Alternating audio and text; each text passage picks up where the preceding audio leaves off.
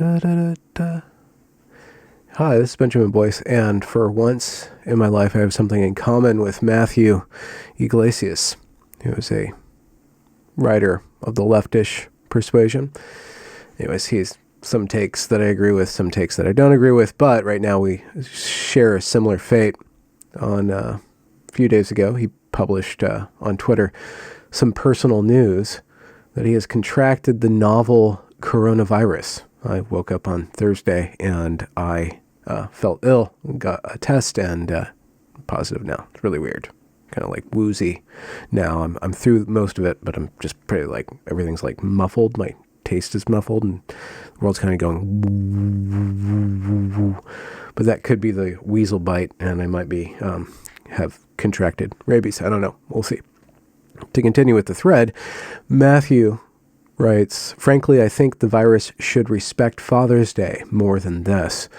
FYI, all future typos are due to long COVID. And then this journo, Taylor Lorenz, I kind of want to call her Taylor Lorenzo because she's such a journo, but I'm not going to do it because it doesn't make any sense. Even my humor is muffled by this coronavirus. So Taylor has to jump on these things. She's a riot. She keeps her apartment at 87 degrees. She drinks 3 gallons of water a day. Maybe she got bit by a weasel too. It's really odd. She doxes people like Libs of TikTok, who blocked me from some spat we had way back when, but she doxes people and then she cries on national television about harassment from the internet, even though her whole deal is to be a harasser. Do you feel like any little piece of information that gets out on you will be used by the worst people on the internet to destroy your life? And it's so isolating. And terrifying. It's horrifying. She also, we don't know her birthday. It's somewhere within like a decade range. And nobody knows her parents. But we all know her as this kind of post-Gawker-like troll journal. The muckraking way of gaining clicks back a decade and a half ago when Gawker was a thing. And then now Washington Post and New York Times want that kind of engagement too, because there's still clicks here. So Taylor Lorenz, and there's some excellent content out there about her behavior online. I'll plug that in the description once Ned gets off his butt and actually publishes his episodes on her. Anyway, so Taylor Lorenz pops in and writes to Matthew Iglesias, I'm glad it's a joke for you, Matt, and that you're lucky enough to get access to great care. But for those who have had their lives destroyed by the virus and who have had their loved ones die from or suffer with long COVID, it's not funny. Hope you can have a little more empathy, especially today. Why especially today, Taylor Lorenz? And then Midwest Gun Dad pops in. He says, hi, Taylor. Can I joke about it? Look on the screen now. This guy's not looking too good. Can I joke about it? This is me the first time I sat up after the coma they had to put me in due to COVID. It nearly killed me 4 times in the 41 days I was in the coma. You have a choice, crack jokes or let it destroy your mind. So I say start joking and keep it up. And then Taylor Lorenz swings back. There's a big difference, by the way, joking about your own condition at your own expense and joking at the expense of others, especially those who are suffering. Continually minimizing an illness that is still devastating so many is harmful.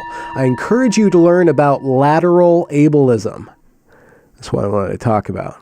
But first we have to allow Midwest Gun Dad to have his day in the sun. He replies to Taylor, Dear God without the O, I am a half-crippled, fat, balding internet shitposter and still more likable than you. I hope that Taylor has access to burn centers in whatever county she actually dwells within. Yeah, well, I mean, her apartment's always turned up, so she can ignore all the burns that she's getting from woke scolding on the internet. Anyway, so what is this lateral ableism? Is this the persistent privilege of not living your life on your knees? No. It was made up yesterday, but that yesterday was several months ago. On January 6, 2021, this is the first, this is what I've been able to find to teach me and help me learn, educate me about lateral ableism, but it's a type of ableism. So there are 3 types of ableism. And Conscious Being magazine wants to teach us about them. There's just blanket vanilla ableism, which is the discrimination experienced by disabled people based on the belief that certain bodies and minds are superior than others. So ableism is the discrimination based on the belief that certain bodies and minds are superior than others. This tells you the whole program. Okay, so it's not about being kind. It's not about loving the sick and the needy, right? That's the Christian thing. Jesus came around. He's like, love the poorest of the poor, right? Love the sickest of the sick. Love them. This is not about love. This is about ending discrimination, anti-discrimination. And what's ending the discrimination based on? It's based on the belief that there is a belief that certain bodies and minds are superior to others, and that the belief that certain bodies and minds are superior to others leads to discrimination. The question is, are we allowed to have more superior bodies and minds? Or does all body and all mind have to share the same status? There's no greater than or lesser than with regards to bodies or minds. And how do we enforce that? Either by ignoring it or tearing it down, or doing that Harrison, Bergen, and Vonnegut thing where we just kind of strap everybody who's strong with weights and give everybody who's healthy COVID so that they're slowed down. They have mind fog, so we're all equally mind foggy. So it's not about love, it's about vengeance. And it's a soft, passive-aggressive form of vengeance, which is about shaming people into not noticing that something is better than another thing, which is the essence of equity. To continue with this square photo definition, it can take many forms, through inaccessibility to places and spaces, to beliefs about physical and mental abilities that prevent disabled people from participating fully in life. Does everybody participate equally in life? I know I don't. I know that I do not have the capacity or the willpower or the ability or the intelligence to access certain understandings and perspectives of the world, and I'm fine with that. That allows me to rely on people stronger, faster, and better than me. And then they can maybe rely on me because I have other capabilities. I have other viewpoints on life, right?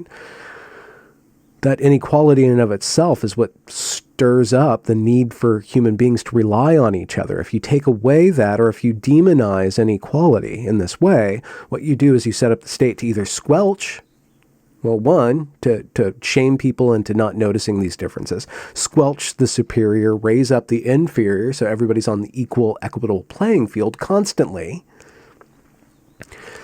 But most importantly, the state intercedes on behalf of our interdependence. I'm no longer dependent on you for being smarter than me. I'm dependent on the state to make me smart enough to be as smart, and you dumb enough so that you can be dumb as me and smart as me, right?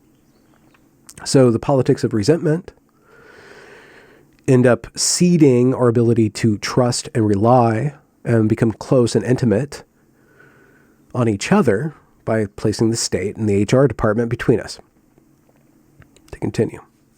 Ableism also includes negative representation of disabled people in media and culture, representation that entrenches unhelpful and harmful beliefs about disability.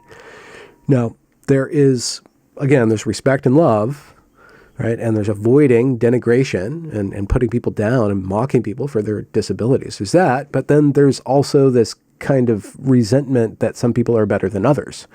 And we should never represent anybody as better than anybody else. That would be ableism.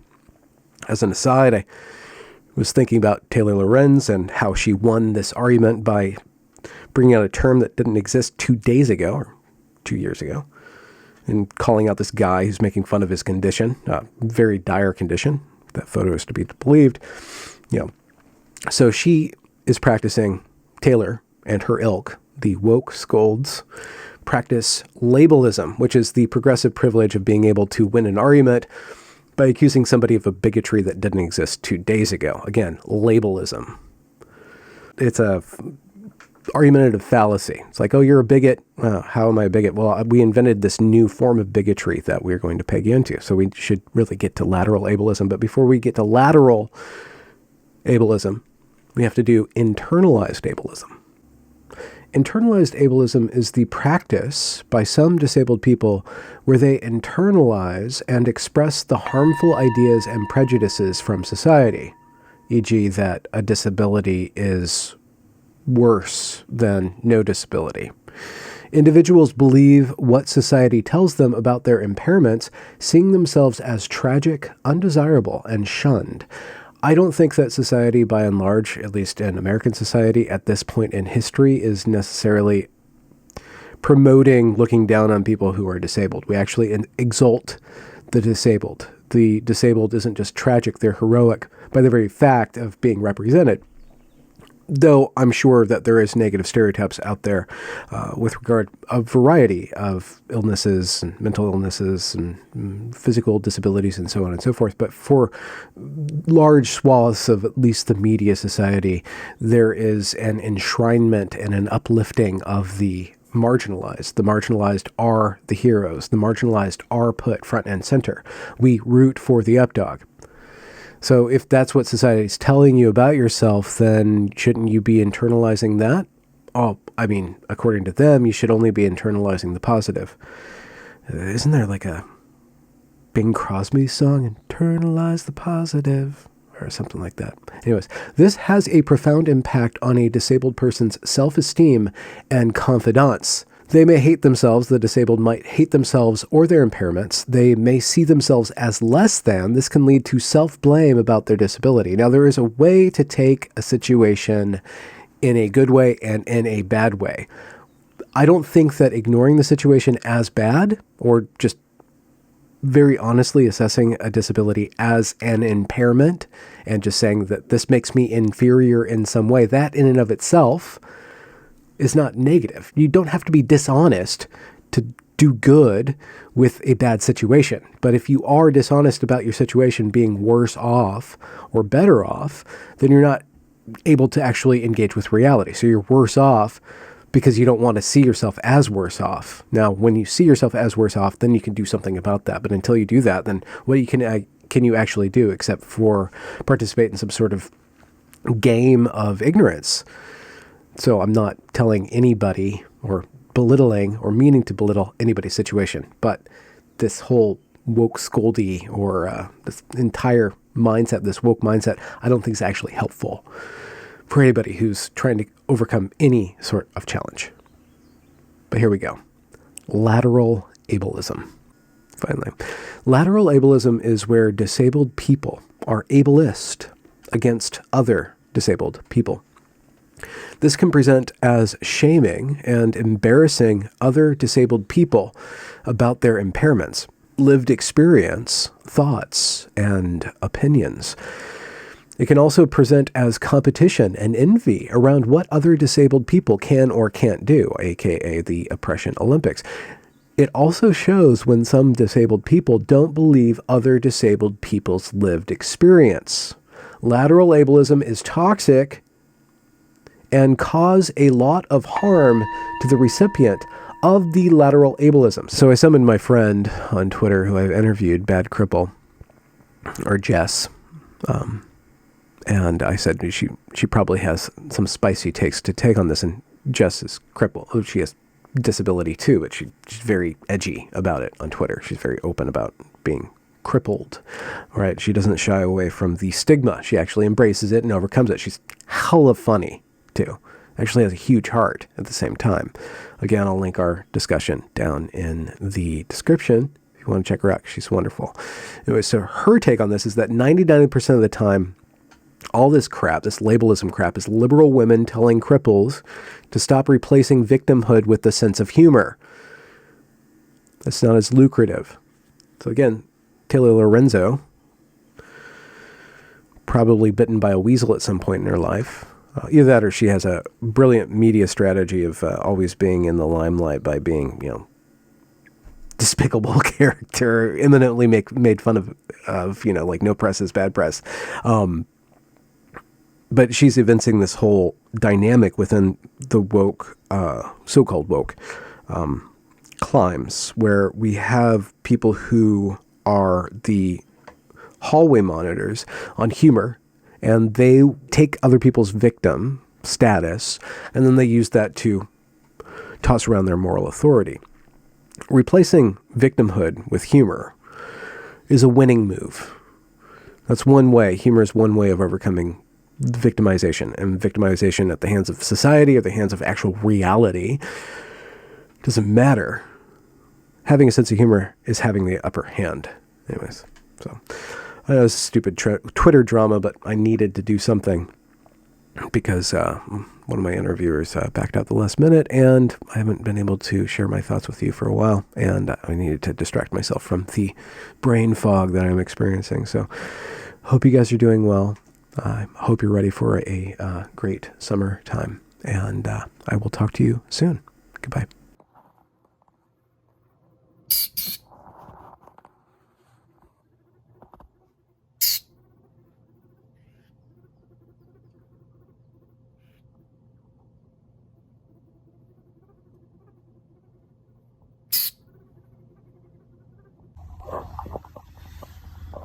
Look at this little brown weasel. Hey, how are ya? You are so pretty.